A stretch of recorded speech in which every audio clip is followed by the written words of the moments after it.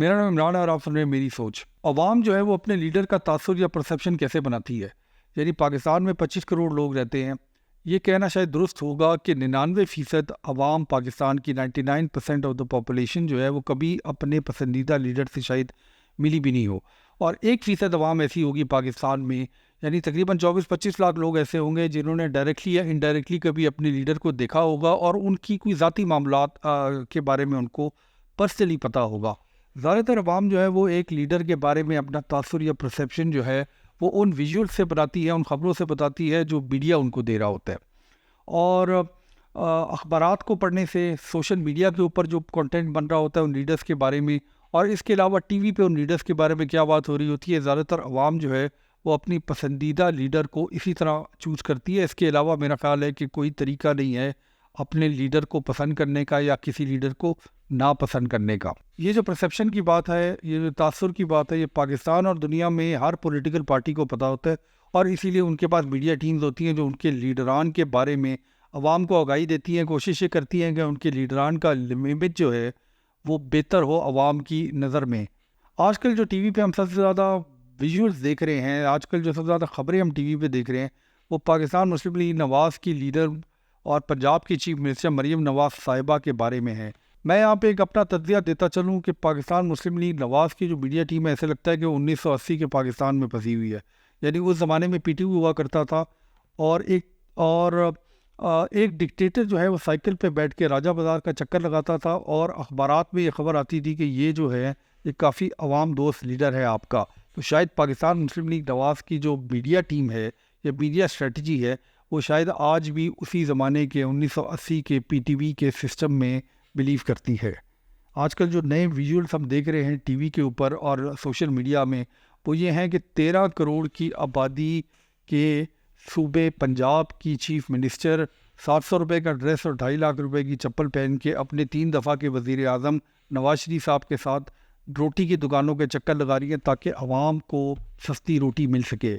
یہاں پہ یہ ہمیں کوئی نہیں بتا رہا کہ پنجاب کے عوام کو سستی روٹی کی ضرورت کیوں پڑ گئی۔ ایسا کیا ہوا پچھلے 30 سال میں کہ پاکستان میں رہنے والے، پنجاب میں رہنے والے لوگ 20 یا 25 روپے کی روٹی نہیں خرید سکتے، اور پاکستان کے لوگوں کو، اپنے عام عوام کو، اپنے غریب عوام کو روٹی سبسیڈائز کر کے دینے کی ضرورت پڑ رہی ہے تاکہ وہ 2 وقت کی روٹی کھا سکیں۔ یہ جو ویژول ہم ٹی وی پہ دیکھ رہے ہیں پنجاب کی چیف منسٹر کی اور ان کے والد صاحب کی، اس سے مجھے یہ بات سمجھ آتی ہے کہ سب سے پہلا کام جو پاکستان مسلم لیگ نواز کی لیڈرشپ کو کرنا چاہیے وہ یہ ہے کہ اپنی اس میڈیا ٹیم کو فارغ کر دیں جو اس قسم کے شرمناک ویژولز جو ہے وہ ٹی وی پہ ہمیں دکھا رہی ہے۔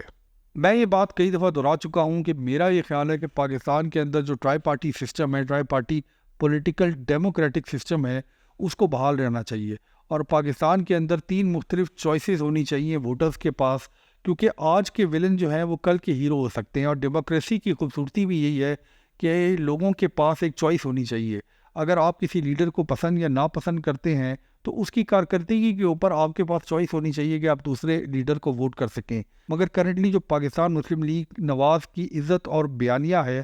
اس کو ڈیفینڈ شاید نہیں کیا جا سکتا میڈیا میں۔ تو میرا یہ خیال ہے کہ شاید ان کو 3-4 مہینے کے لیے میڈیا سے ہی آؤٹ ہو جانا چاہیے اور اپنی کارکردگی پہ زور ڈالنا چاہیے، کیونکہ اس وقت اگلے الیکشن میں لڑنے کے لیے ان کے پاس صرف کارکردگی ہوگی، اور یقین مانیے کہ پاکستان مسلم لیگ نواز کا مقابلہ نہ صرف پیپلز پارٹی اور پی ٹی آئی سے ہوگا اگلے الیکشن میں، مگر ان کا انٹرنل مقابلہ بھی ہوگا آپس میں، یعنی پنجاب کی گدی کا مقابلہ جو ہے وہ اسلام آباد کی گدی سے ہوگا within P M L N.